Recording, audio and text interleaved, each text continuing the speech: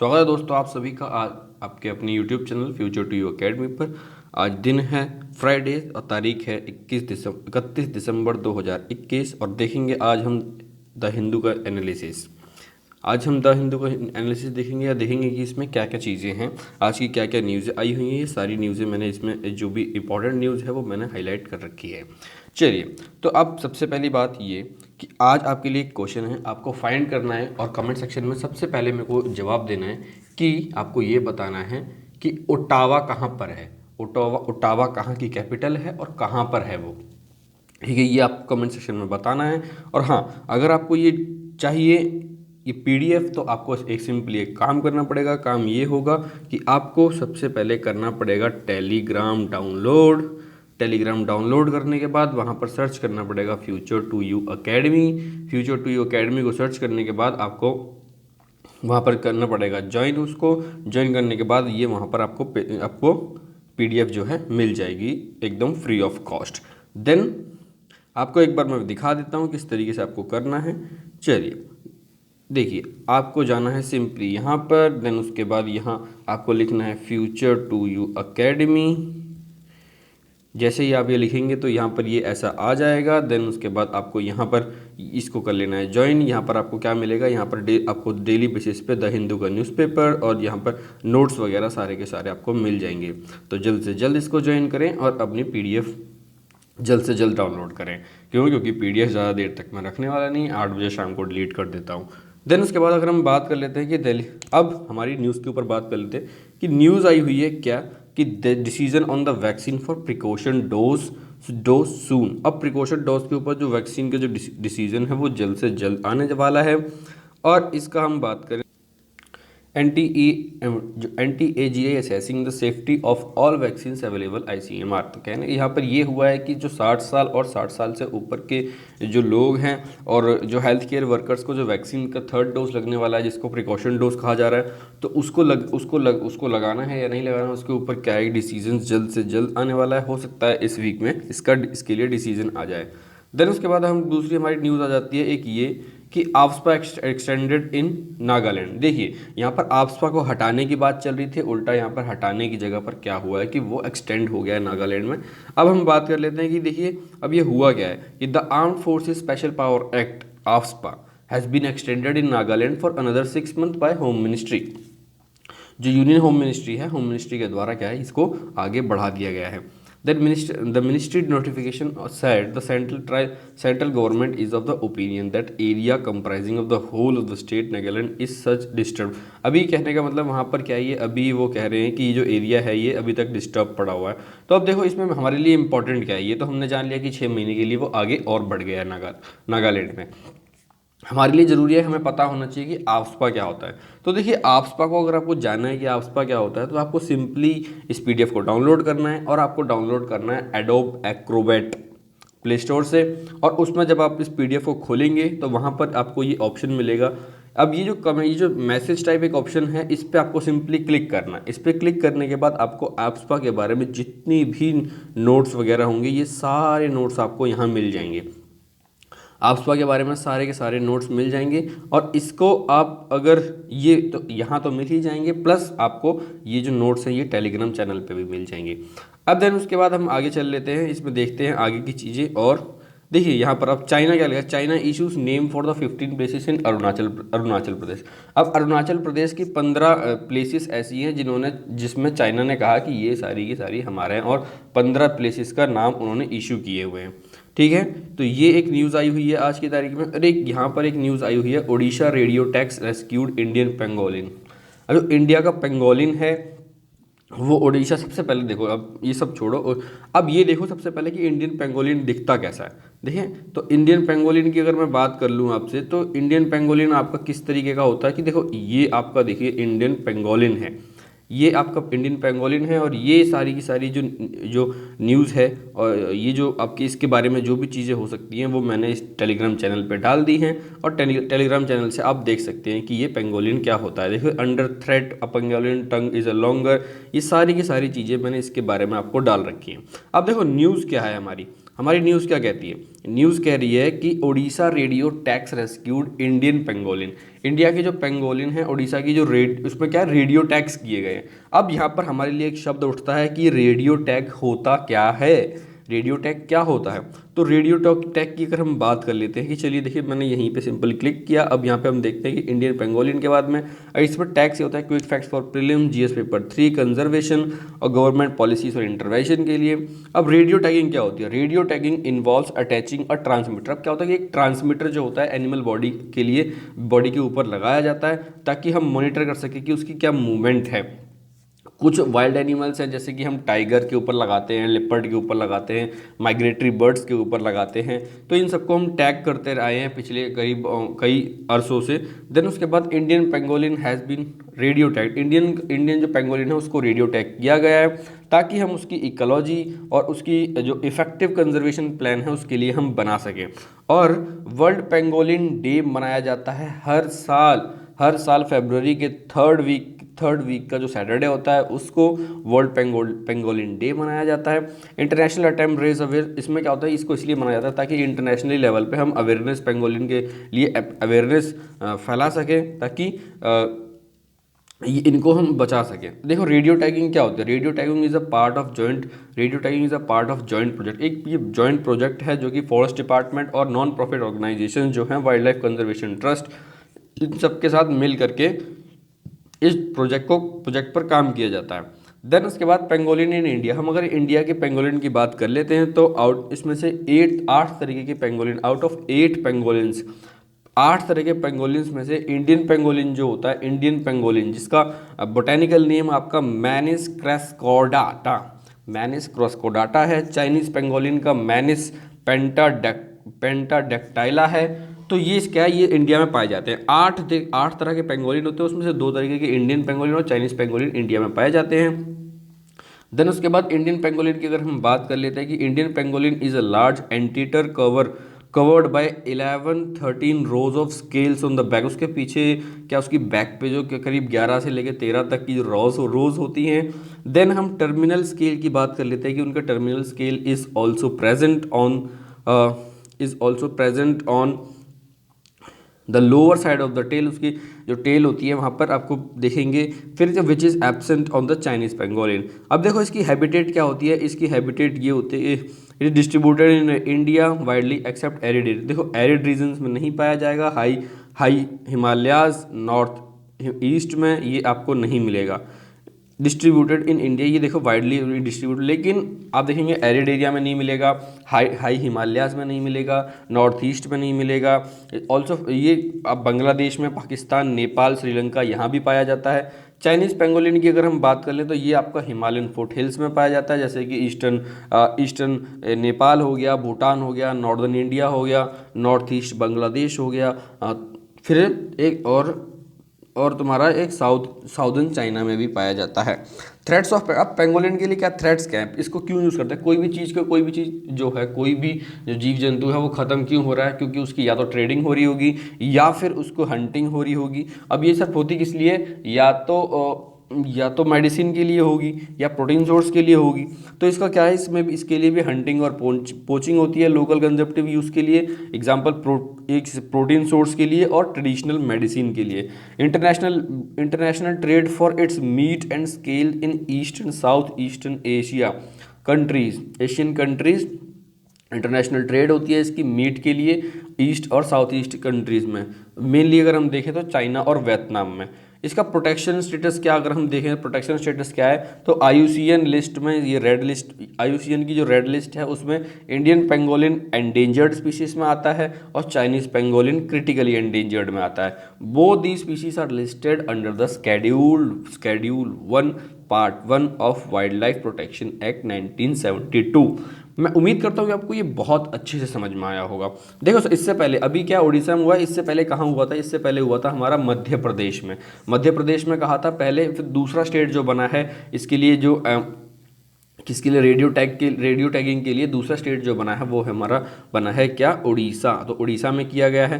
अब इसको क्या कहते हैं, mostly it is known for the ecology behaviour. इसका pangolin are the most illegal traded. अब ये सारी चीज़ें जो लिखी हुई हैं ये हमने आपको बता दी हैं। एक बार हम उस फोटो को एक बार फिर देख लेते हैं। चलिए अब इस फोटो को हम देखते हैं, इसमें क्या क्या लिखा हुआ है कि under threat the pangolin is the most trafficked mammals of the world. जो पेंगोलिन है वो मोस्ट ट्रैफिक्ड मैमल्स है। Pangolin's tongue is longer than its body, उसकी बॉडी से भी लंबी उसकी जीभ होती है। It can consume 70 million ants a year, एक साल में वो करीब 70 मिलियन चींटियां खा सकता है। पेंगोलिन हैव नो टीथ, इसके पास कोई टीथ नहीं होता। They chew with gravel and keratinous spines inside the stomach, उसके स्टमक में ही कैराटिनस जो स्पाइंस होते हैं उससे च्यू करता है। They close their ears and nostrils to keep insects out, अपने इंसेक्ट्स को आउट करने के लिए वो अपने नाक के जो नथुने हैं उनको बंद कर देता है। प्लस में अगर हम बात करें उनके कान जो हैं, कानों को भी बंद कर लिया करता है ताकि कोई भी बाहर से इंसेक्ट्स वगैरह उसके अंदर ना जा पाए। Animal marks it's territories with urine, faces and sticky secretions from a special gland. अभी जो अपना जो भी टेरिटरीज को उसको मार्क कैसे करता है, यूरिन से, फेसेस से, स्टिकी सिक्रेशन उसकी बॉडी से निकलता है स्पेशल ग्लैंड से, उससे होता है। अब baby pangolin are carried on their mother back and tail. जो इनके जो बच्चे होते हैं वो क्या है, इनको ये जो माँ होती है इनकी पेंगोलिन्स की, वो अपनी पीठ पर इन बच्चों को लाद कर लेके जाती है। देन देर आर 8, मैंने ये बताया आपको 8 तरह के पेंगोलिन होते हैं। 4 in Africa, 4 each in Africa and Asia, 4 Africa में और एशिया में, हाँ एशिया में 2 of them are in India, और 2 जो इनमें से इंडिया में। देखो 4 तरीके के पेंगोलिन अफ्रीका में पाए जाते हैं, 4 एशिया में, और एशिया में से भी 2 तरीके के जो पेंगोलिन हैं वो इंडिया में ही पाए जाते हैं। तो इंडिया में कौन कौन से पेंगोलिन पाए जाते हैं, एक पाया जाता है चाइनीज पेंगोलिन, एक पाया जाता है इंडियन पेंगोलिन। देन इसके बाद में यहाँ पे स्केल्स मेड की बात कर लेता हूँ। Scales made of keratin like human nails, and इसके जो स्केल होते हैं इसके ऊपर जो ये जो चीज़ें ये जो बने हुए हैं, जो खापे से बनी हुई हैं, ये कैसे ऐसी लगती है जैसे कि इंसानों के नाखून हैं। 20% of the pangolin bodies weight, ये पेंगोलिन का 20% वेट होता है। इसके बारे में ये सारी चीज़ें हमने बताई हैं आपको। फिर उसके बाद हम चलते हैं अपना दोबारा अपने न्यूज़पेपर की तरफ। न्यूज़पेपर में देखते हैं कि अब क्या है हमारी अगली न्यूज़। देखो यहाँ पर कुछ भी नहीं है, अब सीधा हम चलते हैं। अभी एडिटोरियल सेक्शन हम लास्ट में पढ़ेंगे और देन उसके बाद उसके जो आगे की न्यूज़ हैं उन न्यूज़ को देख लेते हैं। न्यूज़ है हमारी, prime minister puts of UAE visit. Prime minister ने क्या किया कि जो अपनी यूएई की उनकी जो विजिट थी उस विजिट को क्या किया उन्होंने अभी क्या है यहाँ पर कैंसिल नहीं करके उनको आगे पोस्टपोन कर दिया है। तो अब इसमें यूएई विजिट में क्या होने वाला था इसके बारे में ज़रा हम देख लेते हैं कि अब देखिए इसमें ट्रेडिंग पार्टनर्स की बात कर लेते हैं कि द यूएई क्या है। यूएई जो है इंडिया का 3rd लार्जेस्ट ट्रेडिंग पार्टनर है, किसके बाद, यूनाइटेड स्टेट और चाइना के बाद में। If the CEPA is signed, अगर हम CEPA को साइन कर लेते तो it would mark the first Indian FTA in the region after India and Gulf Cooperation Councils abandoned FTA talks in 2008। ये अगर हम CEPA एग्रीमेंट को साइन कर लेते तो इंडिया, हम क्या होते हैं, हम इंडिया जो इंडियंस होते हैं FTA में रीजन, इस रीजन में पहले इंडियन FTA को हम इसमें इस रीजन में हम करते आफ्टर इंडियन कर, किसके बाद, गल्फ कॉपरेशन काउंसिल्स, जब उन्होंने 2008 में इन टॉक्स को रोक दिया गया था। अब देखो यहाँ पर ये सारी चीज़ें हैं, अब ये सब हमने देख लिया, हमें मेन यहाँ पे जानना क्या है। अब हमको यहाँ पर मेन हमारे को 2-3 चीज़ें जाननी चाहिए। एक economic partnership agreement CEPA, economic partnership agreement के बारे में हमको जानना चाहिए, ये हमारे लिए इम्पॉर्टेंट है।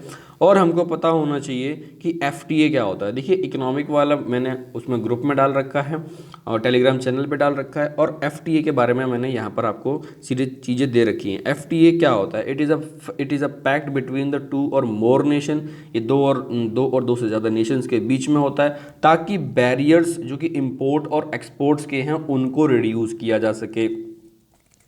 फ्री ट्रेड के अंडर में क्या होता है कि पॉलिसी, गुड्स एंड सर्विसेज को हम क्या करते हैं, खरीदते हैं या फिर बेचते हैं इंटरनेशनल बॉर्डर्स पे विद लिटल और नो गवर्नमेंट टैरिफ्स, या तो हम गवर्नमेंट के टैरिफ्स होते ही नहीं है या फिर बहुत कम होते हैं, चाहे टैरिफ की बात कर लें, चाहे कोटास की बात कर लें, subsidies, prohibitions in the entities their exchange, ये सब चीज़ें होती हैं।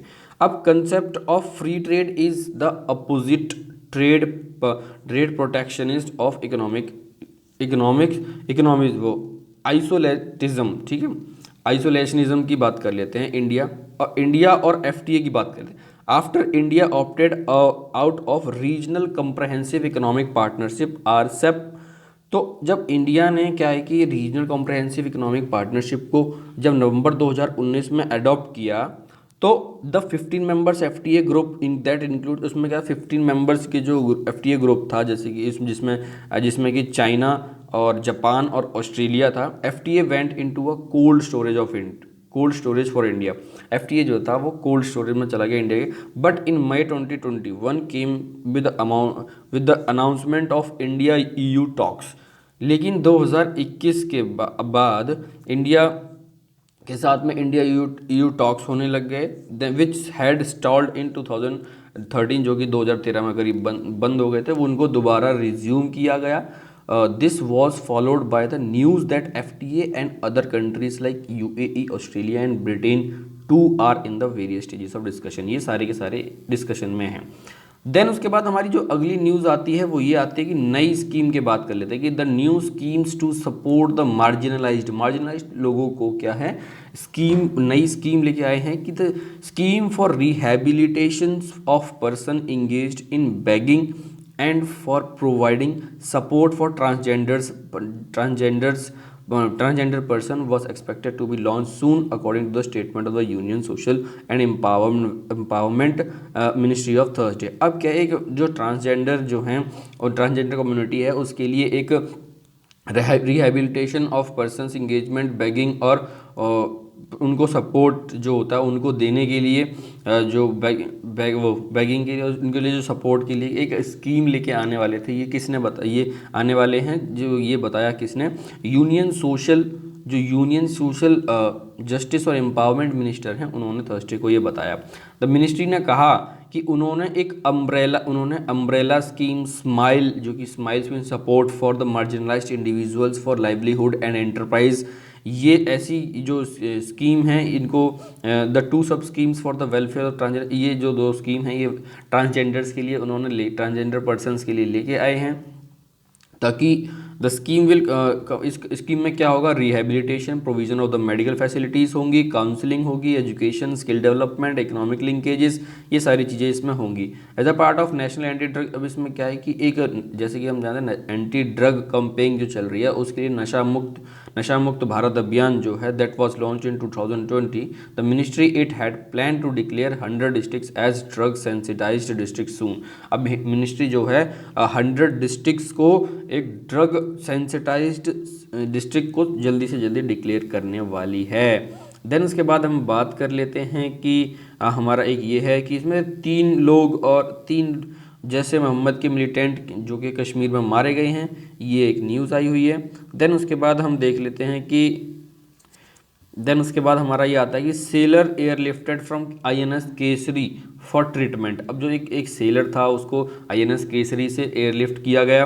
अब आइए इसमें मेन ये है कि आईएनएस केसरी है क्या, तो आईएनएस केसरी को देख लेते हैं कि देखो द शिप, ये एक शिप है। The ship was launched by Sandhya Prasad, wife of vice chief of naval staff vice admiral Yashwant Prasad. ये इनके द्वारा या 2009 में आईएनएस केसरी को ट्रांसफ़र किया गया ईस्टर्न नवल कमांड से विशाखापट्टनम टू पोर्ट ब्लेयर 2014 में। In March 2014, the ship under the command of Commander Mahesh Magipudi was involved in the hunt for Malaysia airlift flight 370 in the ocean। तो ये देखो, ये इसके बारे में थोड़ा देखा। अब हमको एक चीज़ समझ में आ गई कि ये एक शिप है, तो इसकी मैं आपको फ़ोटो दिखा देता हूँ कि ये कैसा है शिप देखने में। तो इसको अगर हम देखें तो ये आपके जो शिप है आपका, ये जो शिप है आपका, ये कुछ ऐसा शिप है। देखिए ये जो शिप है आपका यही है आईएनएस केसरी। तो इसको आप देख लें, इसके बारे में आप जो भी जानना चाहें वो आप उसमें ग्रुप अब चैनल पे देख सकते हैं। चैनल पे मैंने सारे के सारे इसके बारे में इंफॉर्मेशन डाल रखी है। चलिए, तो अब हम चलते हैं, दोबारा अपना लौटते हैं यहीं पर। देन उसके बाद अब हम देख लेते हैं कि और कोई न्यूज़ इसमें जो हो।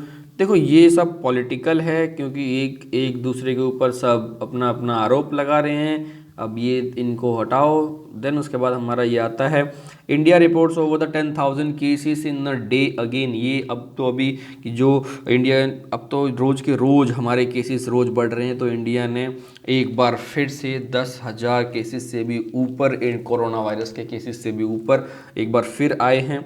तो ये देख रहे हैं, ये एक न्यूज़ आई हुई है। देन उसके बाद आई हुई है, Covaxin safe for children says Bharat biotech.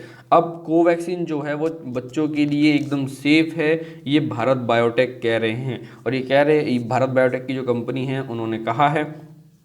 तो no serious reaction found in the trials, ये कह रहे हैं कि जो भी ट्रायल्स जब हमने किए तो उसमें कोई भी सीरियस रिएक्शंस नहीं आए हैं। तो आप लगाइए, Bharat biotech international limited BBIL on Thursday announce that the Covaxin its whole reason inactive कोविड-19 vaccine has proven to be safe, well tolerated and immunise. तो इसमें यही सब इसमें उन्होंने लिखा हुआ है। देन उसके बाद हमारे लिए जो मेन इंपॉर्टेंट है वो ये है कि देखिए, साहित्य अकादमी अनाउंसेस अवार्ड इन 20 लैंग्वेजेस। साहित्य अकादमी ने अवार्ड्स को क्या किया, अवार्ड्स को अनाउंस किया। अब देखो, हम ये जानें कि किसको कौन ये अवार्ड मिले हैं, उससे पहले हमको ये जान लेना चाहिए कि साहित्य अकादमी अवार्ड जो है उसके बारे में कुछ चीज़ें देख लेते हैं। कि देखो, साहित्य अकादमी अवार्ड की हम बात करें तो इसको इस्टेब्लिश किया गया था 1954 में। इसका काम क्या था, literary honour that is conferred annually by Sahitya Akademi. इसमें क्या है, लिटरेचर के लिए साहित्य अकादमी अवार्ड दिया जाता है, Indian national academy of letters. Academy जो है 24 अवार्ड्स हर साल देती है to literary works in languages, जो अलग अलग लैंग्वेजेस में 24 अवार्ड देती है। It recognises an equal number of awards to literate translations from and into the language of India. अब इसमें कि ये जो मेनली क्या हमें यहाँ समझ में आया कि ये जो अवार्ड है, ये अवार्ड आपका दिया जाता है लिटरेचर के लिए। तो साहित्य उसमें खुद पहले से ही लिखा हुआ, उस शब्द में ही साहित्य लिखा हुआ है। तो साहित्य का मतलब ही लिटरेचर होता है, तो लिटरेचर के लिए ये अवार्ड दिया जाता है। तो इसमें क्राइटेरिया क्या होता है इसको चूजिंग का, ये सारा का सारा यहाँ पे आपके नोट्स में दे रखा है। देन उसके बाद इसमें जनपीठ अवार्ड होता है एक। तो इसके बारे में ये सारी चीज़ें, जो सारी इन्फॉर्मेशन है, ये मैंने आपको प्रोवाइड कर रखी है। तो इसके लिए आपको ये PDF डाउनलोड करना पड़ेगा। और दोस्तों, इस वीडियो को भी लाइक कर दिया करो, ताकि शेयर कर दो, ताकि मेरा भी उत्साह बढ़े और मैं भी इसको आगे और अच्छे से मेहनत करके इसको चीज़ों को और आपके लिए लेके आऊँ। अब देखो इसमें क्या है, अनुराधा शर्मा पुजारी और नमिता गोखड़े अमंग विनर्स, ये दो एक विनर्स हैं। Sahitya Akademi on the Thursday announced its award 2021 for literary works. 20 language में किया इन्होंने। अब in a statement the national academy of letters said 7 books of poetry. अब 7 books of poetry, 5 short stories थी, one each of biography, anti biography, एक autobiography थी, एक criticism, epic poetry थी, two plays had won the award. इन सब में क्या है, इन्होंने अवार्ड जो लिया है, अवार्ड जीता है। उनमें से क्या है कि the award for the work in Gujarati, Maithili, Manipur and Urdu would be announced later. अब ये जो गुजराती और मैथिली, मणिपुर और उर्दू के लिए जो अवार्ड हैं, इनको बाद में दिया जाएगा। जिसमें से कि Namita Gokhale won the award for the English novel things to leave behind and Anuradha Sharma Pujari for her Assamese work for Iyat Ekhon अरोन्या Aseel. ये नमिता गोखले ने एक इंग्लिश नावल लिखी है जिसका नाम है थिंग्स टू लीव बिहाइंड। और एक अनुराधा शर्मा है पुजारी, जो उन्होंने असामीज़ लैंग्वेज में एक बुक लिखी है, जिसे कि ईयत एक अरोन्या हासिल, ऐसा कुछ नाम है इसमें क्या है। और पोइट्स, जो पोइट्स आपके जो हैं among the winners of the poet, एक है मवदई घई, जिन्होंने बोधो, संजीव विरंकर कोंकणी में, और हुरुष केस मलिक उड़िया में, मिथिलेश निरोमोही राजस्थानी में। देन विदेश्वरी प्रसाद मिश्रा, इन्होंने संस्कृत में, अर्जुन चावला सिंधी में, गोरती वेंकना तेलुगु में, book of the short stories हैं, कुछ शॉर्ट स्टोरीज हैं, जैसे राज राही ने डोगरी, किरण गौरव मराठी में, इनका ये सबका नाम वगैरह ये यहाँ पे लिखे हुए हैं जिसने जो किया है। ये एक बार देख लेना इसको, इस पर ध्यान रखना। अब इधर एक और हमारे पास न्यूज़ आई हुई है, वो ये है कि Basil Rajapaksa coming to the vibrant Gujarat summit on Jan 10। अब जनवरी 10 को जो गुजरात में एक समिट होने वाली है, उसमें क्या है कि राजपक्सा, जो बासिल राजपक्सा है, वो आने वाले हैं। श्रीलंका के मिनिस्टर में hold talks with Modi ji के साथ में जो श्रीलंका के मिनिस्टर्स हैं वो आकर कुछ बातें, इनकी जो मीटिंग है वो हो सकती है, होने वाली है। Then China minister to visit Maldives and Sri Lanka, China के जो मिनिस्टर्स हैं वो मालदीव और श्रीलंका जाके विजिट करेंगे, इसमें इतना खास वो नहीं है। अब ईरान ने क्या किया, Iran announces new space launch in एमिड nuclear talks के दौरान क्या होता है कि स्पेस लॉन्च करते हैं, स्पेस लॉन्च, जो नया स्पेस लॉन्च उन्होंने किया, ईरान ने क्या किया, अपना अनाउंस कर दिया कि हम इसे करने वाले हैं। देन उसके बाद हम इधर देख लेते हैं कि देखो भाई, जो एडिबल ऑयल है, एडिबल ऑयल्स ने क्या किया है कि 15 से 20% जो अपना प्राइस है उसको कम किया है, उसने प्राइस कम कर दिया है। आरबीआई ने केवाईसी डेडलाइन जो है मार्च 31 तक बढ़ा दी हैं। तो अब केवाईसी डेडलाइन हो किसके लिए रही है? The Reserve Bank of India extended the deadline for mandatory periodic updation of customer KYC by regulated entities till March 31, 2022 as per the May 5, 2021 circular regulated entities were asked not to impose restrictions on operations of non-updated accounts till December 31st due to the pandemic। अभी देखो कि बहुत से accounts ऐसे हैं जिन्होंने आधार card link नहीं कराया, तो आधार कार्ड लिंक कराने के लिए 31 मार्च तक की इसमें और आगे बढ़ा दी गई है। देन उसके बाद India Australia interim FTA talks to close soon. अब इंडिया ऑस्ट्रेलिया की जो इंटरिम फॉरेन ट्रेड एग्रीमेंट के लिए जो टॉक्स हैं वो जल्द से जल्द अभी होने वाली हैं, ख़त्म होने वाली हैं। जैसे कि India and Australia are expected to complete the negotiations for the interim free trade agreement soon move aims to the boosting the economy. इससे क्या होगा कि इकोनॉमिक टाइज जो है हमारे दो कंट्रीज़ के बीच में वो बूस्ट होंगे। ये किसने कहा? ये कमर्शियल मिनिस्ट्री, हमारे जो कॉमर्स मिनिस्टर हैं उन्होंने कहा। It said that the final agreement which is officially dubbed as a comprehensive economic cooperation agreement CECA is expected to completed by the end of 2022। अब ये एग्रीमेंट है, इसको करीब हम 2022 तक इसको कंप्लीट कर लेंगे एग्रीमेंट को इसको। तो ये इसमें बोला NDMC reduces iron ore prices. अब NDMC ने क्या कर दिया कि अपने आयरन ओर प्राइसेस हैं उनको कम कर दिया है। देन उसके बाद NTPC रिन्यूएबल एनर्जी के बारे में बात कर लेते हैं कि NTPC renewable energy to float tender for 3 gigawatt by Feb. अब जो NTPC है उसने अपने रिन्यूएबल एनर्जी के जो फ्लोट टेंडर्स हैं उनको 3 गीगावाट तक बढ़ाने की जो टेंडर हैं उनको देने की बात की है। कब? फरवरी तक। तो देखिए यहाँ पर ये तो हमारा हो गया।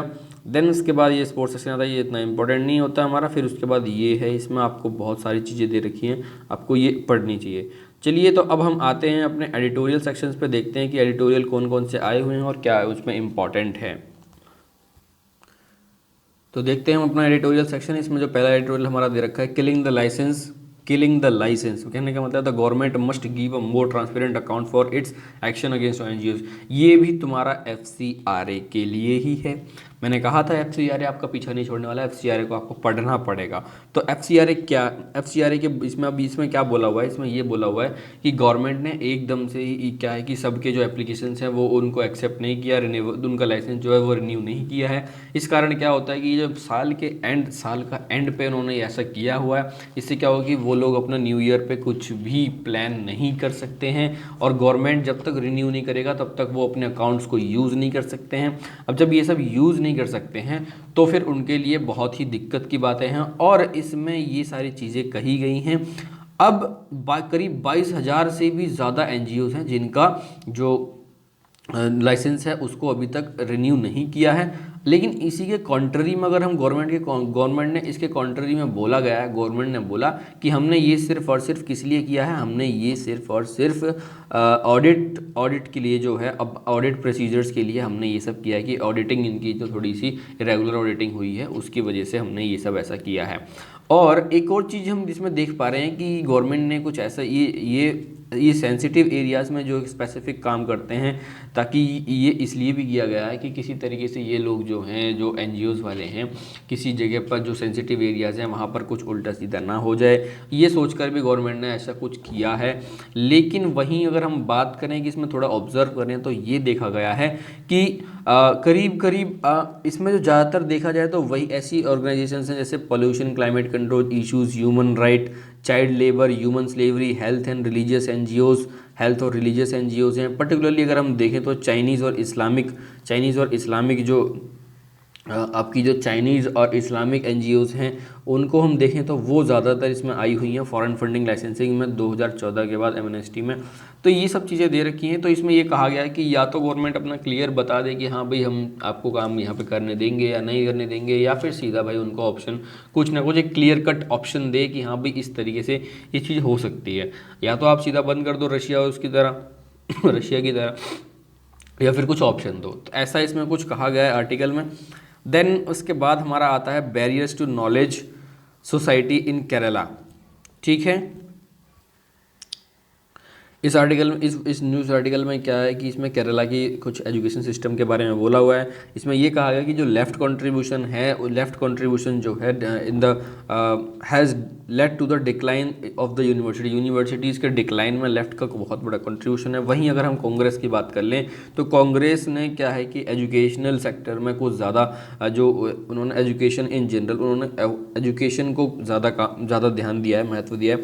तो ये सब चीज़ें इसमें दी हुई हैं। केरला के बारे में आप इसको पढ़ सकते हैं, नोवेल ये ऐसे करके चीज़ें हैं, तो इसमें आप इसको देख सकते हैं। देन उसके बाद हमारा एक आता है in NFHS report card the good the sober the future is its 5th edition has encouraging news by addressing discriminatory social norms must remain top priority.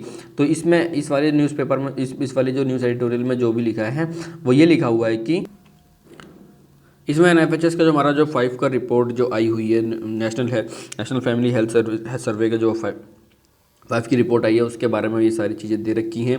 क्यों इसमें देखो, इसमें एक ये जो हमारे को दे रखा है कि पॉपुलेशन इज स्टेबलाइजिंग। इसमें क्या हुआ, इसमें साफ बताया कि जो हमारा the total fertility rate, average number of children पर वुमेन हैज़ डिक्लाइंड, जो कि डिक्लाइन कर गया है। करीब FTR जो है हमारा फर्टिलिटी रेट जो है, TFR जो है हमारा वो 2.2 से 2.0 हो गया है नेशनल लेवल पर अगर हम बात करें तो।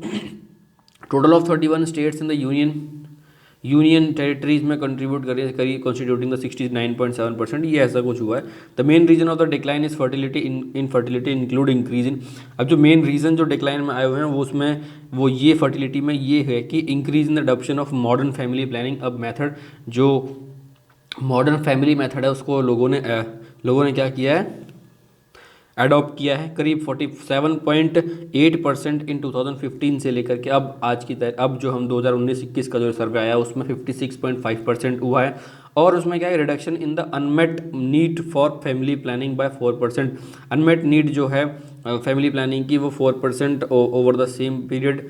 This indicate the significant improvement, ये एक इंप्रूवमेंट है। फिर उसके बाद increase reach the health system हमारा कुछ आज बहुत ज़्यादा अच्छा हुआ है, काफ़ी अच्छा हुआ है। Non user compels information about family planning from करीब 18% से 2015-16 में 18% से 24% हो गया है हमारा 2019-20-21 में। फर्दर अगर हम बात करें तो 62% of the current users have received information about the side effects of contraceptives crucial indicator of the improved quality of family planning service में ये सारी चीज़ें हैं।